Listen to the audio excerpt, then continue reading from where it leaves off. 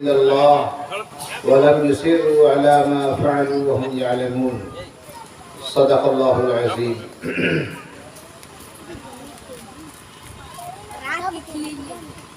محترم بزرگوں اور دوستوں اور پیارے بچوں، پردہ نشین مائیں اور بہنیں، السلام علیکم ورحمۃ اللہ وبرکاتہ۔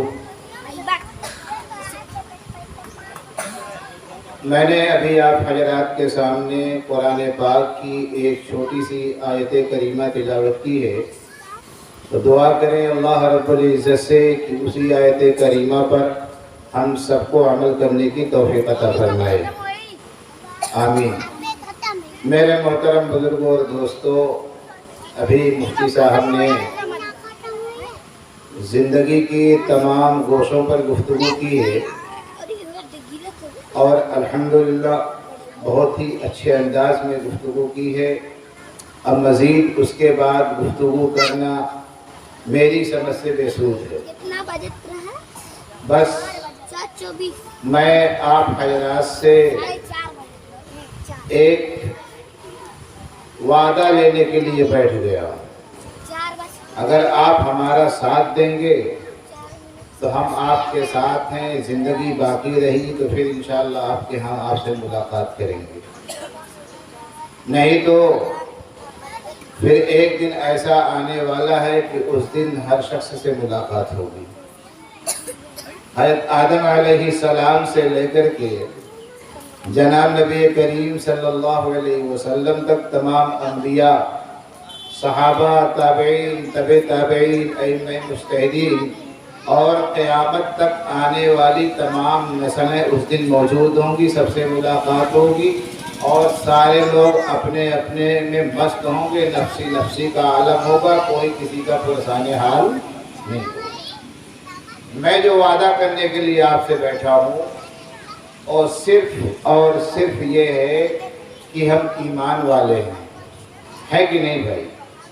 میں بیان نہیں کرتا، میں آپ لوگوں سے گفتگو کرتا ہوں، یہ ایک دم طے ہے، میں بیان نہیں کرتا، میں بیان کا عادی بھی نہیں ہوں، اس لیے کہ بیانات سے کچھ ہوتا نہیں ہے۔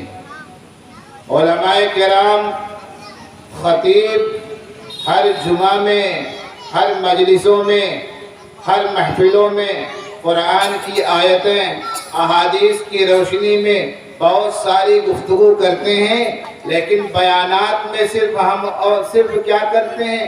ہاں وہ مولوی صاحب بہت جبر بولے کہتے ہیں کہ نہیں، اور کہنے کے بعد رخصت ہو جاتے ہیں، یہی ختم ہو جاتا ہے جلسہ، یہی ختم۔ ہاں مولوی صاحب بہت تگڑا بول، ابے مولوی صاحب تو بہت فساوت ہے، بہت گجب بولے، اسی پہ جلسہ ختم ہو جاتا ہے۔ میں یہ نہیں چاہتا، ہم ایمان والے ہیں نا، بولو بھائی، اللہ نے زبان دیا ہے کہ نہیں دیا ہے؟ دیا ہے تو بولیے ہم ایمان والے ہیں، اپنے ایمان کا اقرار بھی کرتے ہیں، اپنے ایمان کا اعلان بھی کرتے ہیں، ہم ایمان والے ہیں۔ ایمان والا کون؟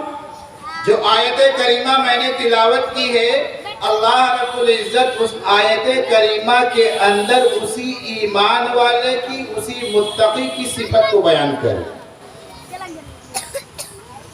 اس سے جو پہلی آیتیں ہیں اس کے اندر بھی اللہ نے صفات کو بیان کیا، اور وہ متقین جو بتلایا ہے، وہ آیت اس طریقے سے ہے کہ اللہ تعالیٰ نے جو جنت بنائی ہے وہ متقیوں کے لیے بنایا ہے،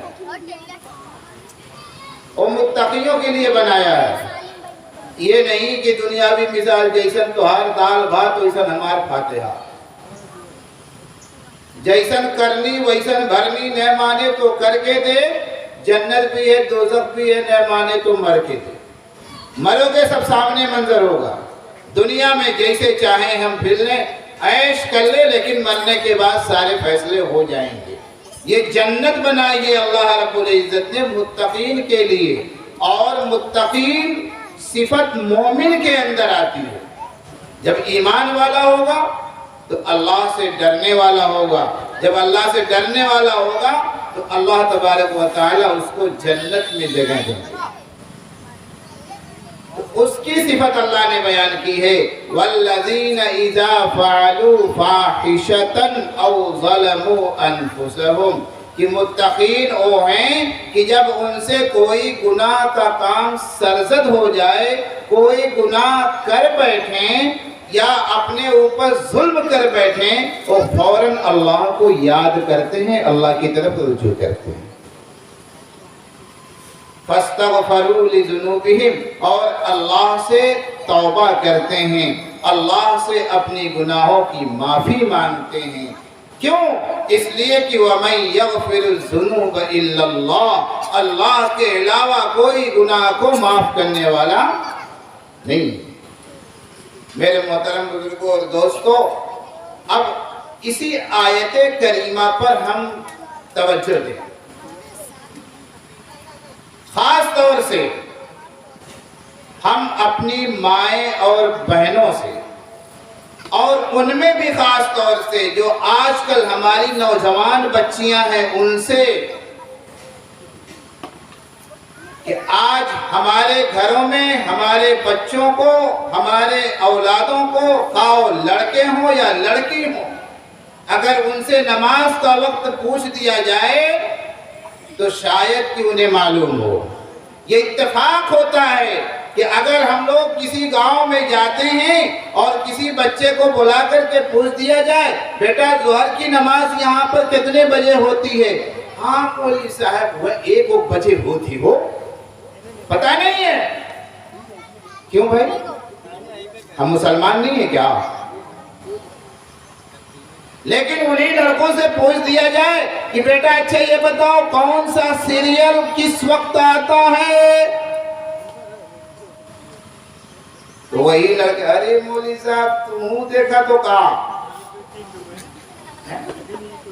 ماں تمہیں نہیں معلوم یہ سیریل اتنے وقت آتا ہے، اور اس کے لیے ہمارے گھر کے لوگوں نے موبائل بھی دے رکھا ہے کہ دیکھو بیٹا نماز چھوٹ جائے چلے گا، قرآن کی تلاوت نہ ہو چلے گا، لیکن سیریل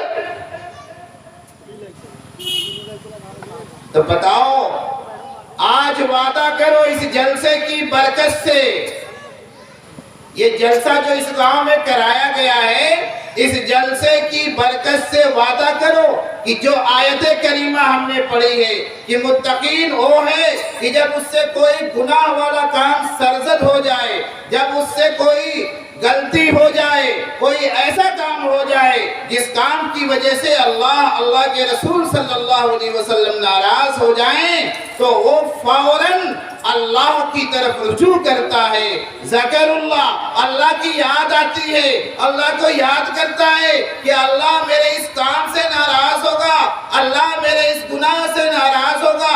اللہ کے رسول صلی اللہ علیہ وسلم نے جس دین کے لیے محنت کی، جس دین کے لیے مشقتیں اٹھائی، جس دین کو پھیلانے کے لیے اپنے خون کو بہایا، جس دین کو پھیلانے کے لیے طائف میں کنکر کھائے، اپنے پیٹ پہ پتھر باندھے، میرے نوجوان ساتھیوں، میری نوجوان بچیوں ذرا بتلاؤ کہ آج اس رسول کی سنت کو ہم توڑ رہے ہیں، آج ان کو ہم ناراض کر رہے ہیں، اللہ کی یاد ہمیں نہیں آتی، اللہ کے رسول صلی اللہ علیہ وسلم کی محبت یاد نہیں آتی کہ جس امت کے لیے آپ آنسو بہا رہے ہیں، جس امت کے لیے آپ پتھر کھا رہے ہیں، جس امت کے لیے آپ خون بہا رہے ہیں، جس امت کے لیے آپ اپنے سر کو سجدے میں رکھ کر کے اللہ کے سامنے دن رات رو رہے ہیں، آج اس امت کا یہ حال ہے کہ ہمارے گھروں سے سنتیں چھوٹ رہی ہیں، ہمارے گھروں سے اللہ کے کلام کی آیتیں چھوٹ رہی ہیں، ہمارے گھروں سے قرآن کی آیتوں کی تلاوتیں بند ہو گئی ہیں، لیکن پھر بھی ہمیں افسوس نہیں ہے، ہم اتنا بڑا گناہ کا کام کر رہے ہیں، اس کے بعد بھی ہمیں اللہ کی یاد نہیں آتی۔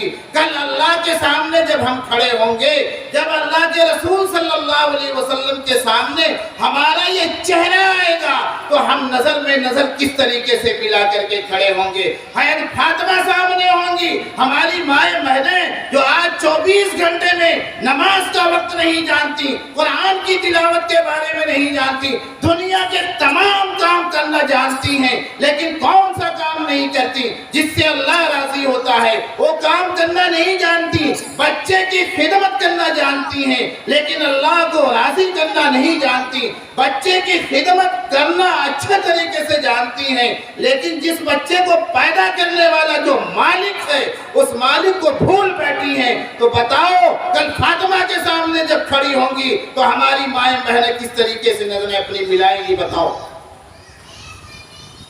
اس چیز کو ذہن میں رکھ کر کے کہ جب ہم سے کوئی بھی گناہ سرزد ہو جائے، کوئی بھی ایسی غلطی ہو جائے جس سے اللہ کے رسول صلی اللہ علیہ وسلم ناراض ہو جائیں، تو فوراً ہمیں اللہ کا ڈر، اللہ کا خوف، اللہ کی پکڑ یاد آنی چاہیے اور اللہ سے استغفار کرنا چاہیے۔ اللہ کے علاوہ کوئی معاف کرنے والا نہیں ہے، یہ یاد رکھ لینا۔ یہ نہیں ہے کہ ہم اپنے یوگی جی کو، مودی جی کو جتنا جھوٹ بول کر کے چاہے منا لے، خوش ہو جائیں گے، بگڑی بن جائے گی، وہ تو خود ہی پھنسیں گے، تو ہمیں کیا بچائیں گے؟ ہماری گناہوں کو معاف کرنے والا صرف اور صرف اللہ ہے۔ وَلَمْ يُصِرُّوا عَلَى مَا فَعَلُوا وَهُمْ يَعْلَمُونَ۔ اور مومن کی، متقین کی یہ صفت ہوتی ہے کہ اپنے گناہوں پر جان بوجھ کر کے اصرار نہیں کرتے۔ یہی اصل ہے ہماری بات۔ آپ بتائیے ماں کی نافرمانی کرنا کیا ہے؟ بولو بچوں، ان بوڑھوں سے کیا پوچھوں، ان کی ماں تو گزر گئی، تم لوگ کی ماں ہوگی نا؟ بتاؤ ماں کی نافرمانی کرنا کیا ہے؟ گناہ۔ نماز چھوڑنا کیا ہے؟ بولو۔ اور جو مومن ہوتا ہے وہ جان بوجھ کر کے گناہ والا کام نہیں کرتا۔ اب اسی آیت کریمہ سے ہم فیصلہ کریں کہ ہم مومن ہیں کہ نہیں ہیں۔ اب نہیں بولو گے؟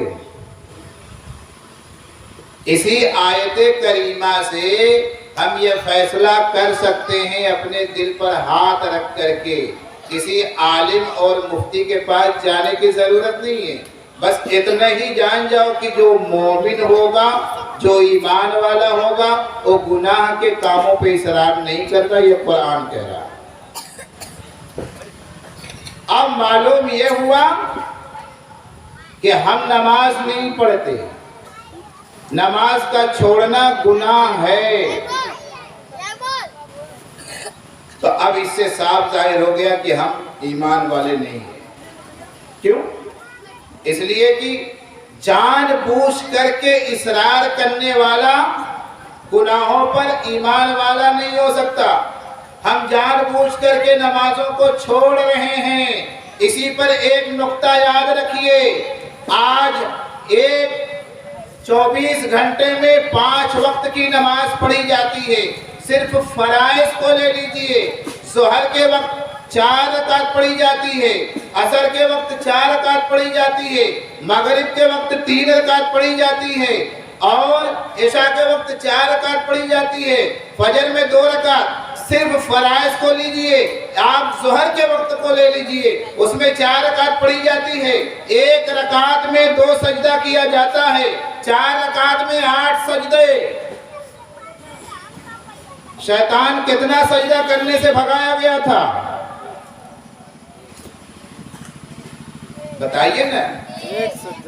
ایک سجدہ نہیں کیا، پوری زندگی جنت میں عبادت کرتا رہا اللہ کے سامنے، لیکن ایک نافرمانی کرنے کی وجہ سے، ایک سجدہ نہ کرنے کی وجہ سے اللہ نے شیطان کو کہا قال فخرج منها فإنك رجيم وإن عليك اللعنة إلى يوم الدين، کہ مردود ہے تو یہاں سے نکل جا، اور تجھ پر ہمیشہ ہمیش کے لیے لعنت ہو، میری لعنت ہو۔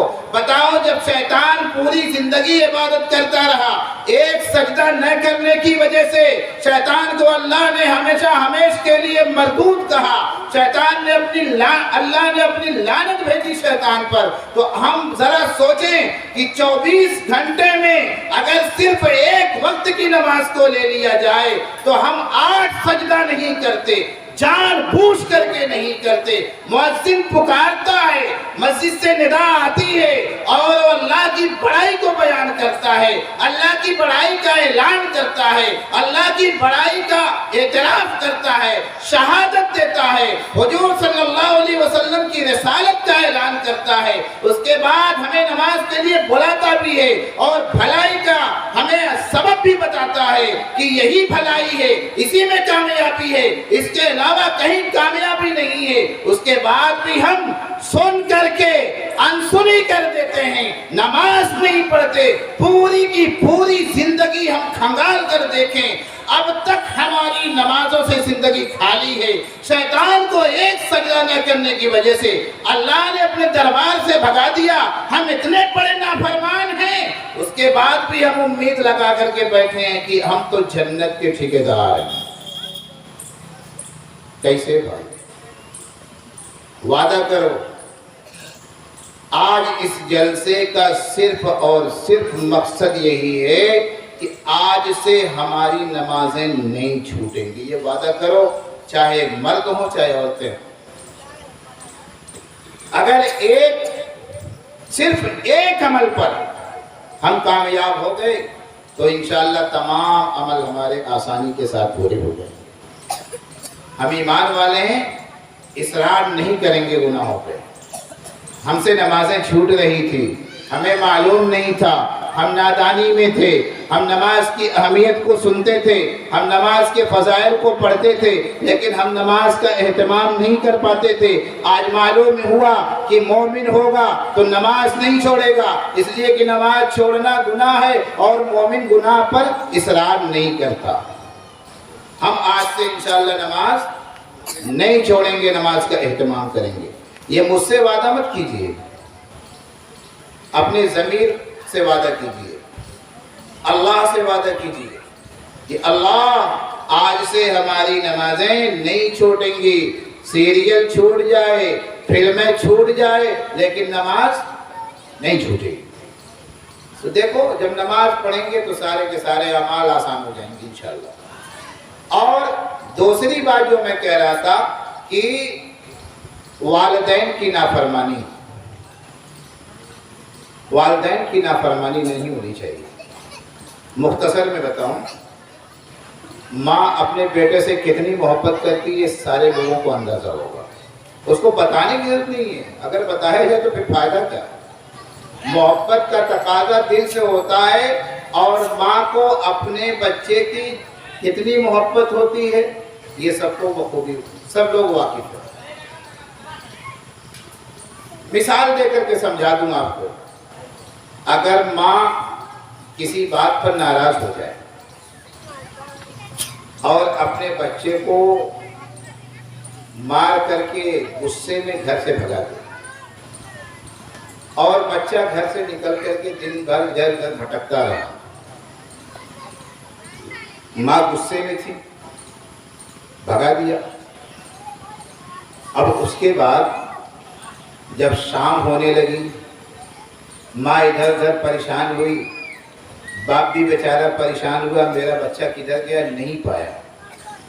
اس کے بعد آس ٹوٹ گئی، جا کر کے گھر میں لیٹ گئے، بلک رہی ہیں، سسک رہی ہیں کہ میرا بچہ پتہ نہیں کیا گیا، کہاں گیا۔ اور اس کے بعد اپنے اوپر بھی جب کوئی ایسی بات ہوتی ہے تو عورتوں کی عادت ہوتی ہے وہ دھڑا دھڑ اپنے کو بد دعا دینے شروع کر دیتی ہیں۔ مکہ ہی ہو جائے، مکہ ہو ہو جائے، پتن کہاں میں لائکوا کی کہتی ہو رے، میرا بچہ ہوا پتہ نہیں کہاں ہوئی، پتن کھائس کی نہ کھائس، کونے حال میں ہوئی، ٹھنڈا موسم میں ٹھنڈی لگت ہوئی، کہاں مول لائکوا ہے۔ ماں پریشان ہو جاتی ہے۔ اچھا، اس طریقے سے پریشانی کے عالم میں بچہ چاروں طرف سے بھٹک کر کے پھر آ کر کے اپنے دروازے پہ بیٹھ جائے، دروازہ بند ہے، دروازے پہ بیٹھ گیا. ماں کو احساس ہوا، بے چین تو ہی. اب ماں آئی، دروازہ جیسے ہی کھولی، جب ماں نے دیکھا اپنے بیٹے کو کہ بیٹا دروازے پہ بیٹھا ہوا ہے، تو اس وقت کیا پوزیشن ہوتی آپ بتائیے؟ فوراً ماں سب کچھ بھول کر کے پورا غصہ، جتنا غصہ کیا تھا صبح سے، سب بھول کر کے فوراً اپنے بچے کو اپنے سینے سے لگا لیتی ہے. ارے میرے لال، ارے میرے بابو، ارے میرے بھیا، کہاں تو چلے گئے رہے؟ ارے کرے جو کہاں رہے ہو؟ ارے لال کہاں چلے گئے؟ میں تو ویسے ہی کہتی رہا بیٹا، دلار میں کہنے کہیں گھسیا گئے ہو بیٹا، آوا آوا ہٹوا منہ دھو لکھنوا کھاؤ. کون کہتا ہے؟ ساری غلطیاں بچے کی ماں، ساری غلطیاں ماں.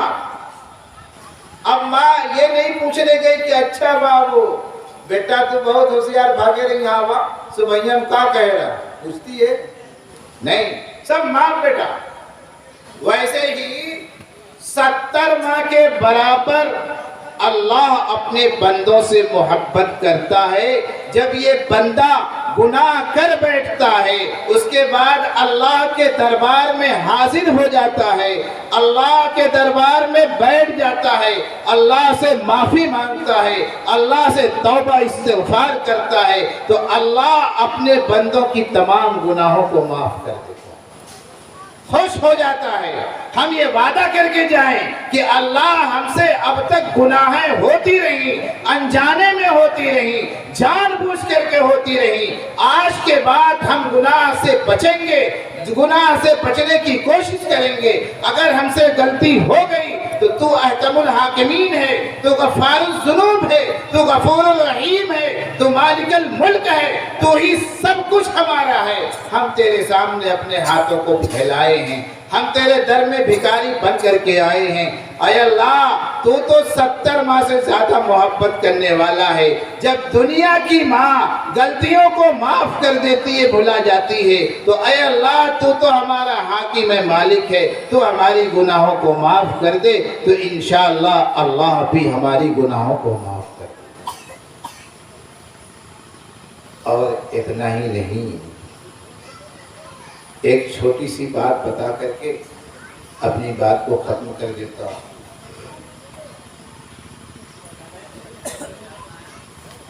جب بندہ اللہ کے سامنے روتا ہے نا، جب بندہ اللہ کے سامنے روتا ہے تو اللہ کو یہ ادا بہت پسند آتی ہے. رونا نصیب کسے ہو، بندہ کب روتا ہے؟ یہ بھی ایک چیز ہے، یوں ہی نہیں روتا. جب دل میں تکلیف ہوتی ہے کسی بھی بات کی، تب اس بندے کو جب احساس ہوتا ہے کہ ہم سے یہ غلطی ہوئی ہے، تب اس کے آنسو چھلکتا ہے. ابھی دنیاوی اعتبار سے باپ ناراض ہو جائے اور وہ کسی بھی صورت میں معاف نہیں کرے تو بتاؤ بیٹا ہر کرم کر لیتا ہے. باپ سے تو معافی مانگنی ہی ہے. چھوٹا بچہ باپ ایک جھاپڑ مار کے بھگا دے، اس کے بعد بھی نپٹ جاتا ہے، اڑیا جاتا ہے. نہیں ابو، آپ میرے والد ہیں، آپ میرے باپ ہیں، آپ ہی سب کچھ ہیں، آپ ہی تو سب کچھ میرے ہیں. آپ نہیں معاف کریں گے، آپ بتا دیں گے تو کون پوچھے گا. ویسے ہی اگر بندہ اپنے اللہ کے سامنے اڑ جائے کہ اللہ آپ ہی تو سب کچھ ہیں، آپ ہی غفور بھی ہیں، آپ ہی رحمان بھی ہیں، آپ ہی رحیم ہیں، آپ ہی مالک الملک ہیں، سب کچھ آپ ہی ہیں، تو آپ نہیں معاف کرو گے تو کرے گا کون؟ وَمَن يَغْفِرُ الذُّنُوبَ إِلَّا اللَّهُ. آپ نے تو خود ہی اپنے کلام میں بتلایا کہ اللہ کے علاوہ کوئی معاف کرنے والا نہیں ہے، تو میں کہاں جاؤں معافی مانگنے؟ میری گناہ کو آپ معاف کر. بندہ جب اس چیز کا احساس کرے گا اپنے دل میں کہ مجھ سے غلطی ہو رہی ہے، میں گنہگار ہوں، خطا کار ہوں، میرا مالک مجھ سے ناراض ہو رہا ہے، میرا مالک مجھ سے خفا ہو رہا ہے، تو وہ بندہ اپنے مالک کے سامنے روئے گا، اس کو اپنے غلطی کا اقرار ہوگا، اقراری مجرم ہوگا اور اپنے مالک کے سامنے آنسو بہائے گا۔ جیسے ہی آنسو چھلکے گا، اللہ دل کے حال کو جانتا ہے، اللہ فوراً معاف کرتا ہے۔ اس لیے میرے نوجوان ساتھیوں، میرے بزرگوں، یہ وعدہ کر لو کہ انشاءاللہ ہم 2 کام آج کے جلسے سے کر کے جائیں گے اور اسی پر عمل کریں گے انشاءاللہ۔ نماز نہیں چھوڑیں گے، پہلا کام۔ دوسرا کام، والدین کے ساتھ نافرمانی نہیں کریں گے۔ ایک چھوٹی سی بات یاد آ گئی، سوچا بتا دوں کہ کبھی ہم نے یہ سوچا ہے کہ ہم کس ماں کو تکلیف دے رہے ہیں؟ جس ماں نے اپنے پیٹ میں 9 مہینے ہمیں لے کر کے ڈھویا ہے، جس کا اٹھنا بیٹھنا چلنا پھرنا سونا سب تکلیف دے، ہمارے پیٹ کے اندر اگر چھوٹی سی کنکری ہو جاتی ہے، پتھری ہو جاتی ہے تو ہم پریشان رہتے ہیں۔ ہمارا چلنا بھی مشکل، ہمارا بیٹھنا بھی مشکل، ہمارا بولنا بھی مشکل، کوئی چیز کھانا بھی مشکل، ہر طریقے سے پریشان۔ ذرا سوچو کہ اسی پیٹ کے تھیلی میں ہماری ماں نے ہمیں 9 مہینے تک ڈھویا ہے۔ اور یہی نہیں، ایک بات بتاتا چلوں نوجوانوں، کان کھول کے سن لو اور اپنی دماغ کے کسی کونے میں اس کو گٹھیا کر کے رکھ لو، تو انشاءاللہ کبھی ماں کی نافرمانی نہیں کرو گے۔ اگر ہم اپنے کندھے پر بیٹھا کر کے اپنی ماں کو خانہ کعبہ کا طواف کرا دیں، اس وقت بھی ماں کا وہ حق نہیں ادا ہوگا جو تمہاری پیدائش کے وقت تمہارے ماں کو ہوا تھا۔ بڑا آسان سمجھتے ہیں نا، جیسے چاہتے ہیں ماں کے ساتھ بد کلامی کر لیتے ہیں، کیونکہ اب تو بڑکی اماں آ گئی ہیں۔ بڑکی اماں آئی، اماں گائے، نہیں ہونا چاہیے۔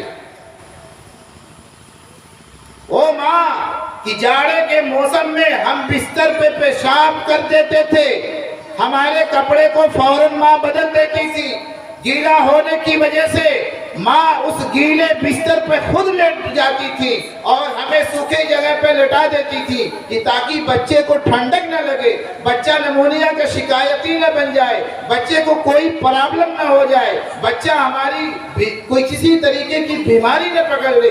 ماں ہمارے لیے اتنا سوچتی، اور ہم کتنا سوچ رہے ہیں بھائی؟ اتنا سوچ رہے ہیں نا کہ ہم کوئی سامان لاتے ہیں گھر میں، اماں کے لیے لائیں گے تو پورا سینہ تان کے لائیں گے، چھپا کر کے نہیں لائیں گے، دکھائیں گے سب کو تاکہ پورا محلہ جان جائے کہ اپنی اماں کے بڑے وفادار ہیں، دیکھیے اپنی ماں کے لیے اتنا بڑا سامان لے کے جا رہے ہیں۔ اور جب بڑکی اماں کے لیے لائیں گے، میڈم جی کے لیے، اموں کو پتہ نہ چلے، ارے شرم کرو، میں جانتا ہوں کہ تمہاری محبوبہ ہے، تمہاری اہلیہ ہے، لیکن چوری کس بات کی؟ ہم لوگ کم کمانے والے، میں اپنی بات بتا رہا ہوں، میں کوئی بھی سامان لاتا ہوں اپنی ماں کے پاس رکھتا ہوں تو ماں فوراً اس میں سے آدھا اٹھا کر کے دے دیتی ہے کہ بابو یہ لے جاؤ اپنے بال بچوں کو کھلا دو، تو کل تو مجھے مل گیا، سامان بھی ملا، ماں کی دعا بھی مل گئی۔ اور جو چوری کر کے لے جاتے ہیں، اس کے بعد بھی بتاؤں محترمہ کی کیا حال ہوتا ہے؟ آسان ہو رہی ہے، محترمہ کا حال یہ ہو جاتا ہے نا کہ تب بھی بھرسائی جی سا وہ گرا رہتا ہے، تو کہیں اپنی اماں خط اتنا لے گئے ہے، ہمارے خط اتنے، کیا فائدہ؟ کبھی منہ سیدھا نہیں ہوگا، اور سیدھا کرنا چاہو گے تو ٹوٹ بھی جائے گا۔ اس لیے ماں کے مقام و مرتبہ کو سمجھو، ماں کو ناراض مت کرو۔